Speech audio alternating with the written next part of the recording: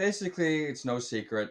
Don Nietzsche already basically told the internet that my strategy was to open 100% from the button, 2.5x. So this is just part of the strategy. And then whatever happens pre-flop, I get 3-bet stuff, some stuff to keep in mind, and you're just playing poker from there. So that's really what's going on pre-flop.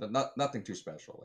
So it's automatic open, and it had a couple post-flop tendencies that are kind of in my head. It's kind of hard to put in the words. I'm trying to figure out what exactly in fine detail how he would play certain hands post-flop already. Since we've been playing at this point, I want to say we're an hour into the heads-up match or so. Time flies. So 45 minutes to an hour at this point. So he defends. It's whatever. So top pair clearly, automatic bet, and now he check raises. I already knew from one or two hands in the heads up that some of the check raises were not top pair plus, so there's some lighter stuff in there. So given that, this will be an auto defend. I'll bet he'll check raise. I forget the sizing, but top pair is just too good heads up. Even no kicker. Decisions are kind of slow here because at this point in the main, like day 7, day 8, especially now, no decisions are fast. You might know what to do as something that's automatic, but for a spot, when you're in a spot like this, you got to make sure everything's right in your head. What you're seeing is what's actually going on. So there's some boxes to check mentally that normally wouldn't happen day 1, day 2, or in like a 1K. So now this turn comes down.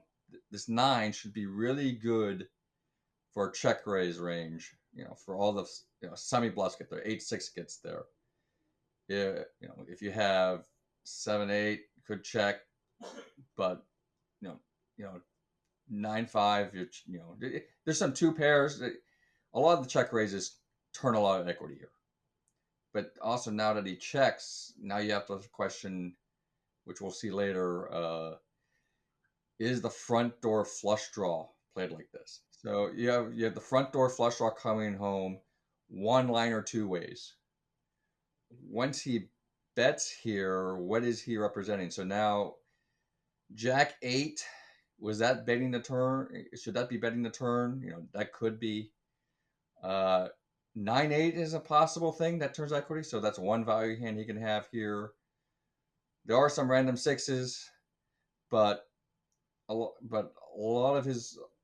good chunk of his check raise range here is the front door flush draw, which got home, and that front door flush draw is going to barrel a large percentage of the time. So now that the front door flush comes home, I'm discounting that as value. Top pairs, all top pair one pair hands are likely out as value with this sizing. Those might block. They're not going to bet this size because that'll be a little bit mergy. So your top pair is going to be good. You're not worried about the kicker. So now it's the 2 pair possibilities and what one-liners does he have to get here in this manner. And I just didn't think there were enough 2 pair or one-liner combinations given that.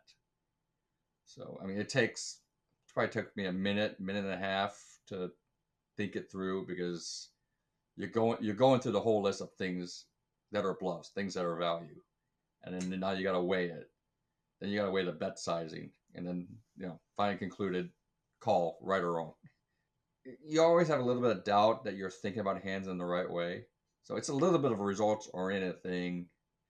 And we try to not be so results-oriented, but when you get positive reinforcement, you then feel good about your decision-making process just naturally.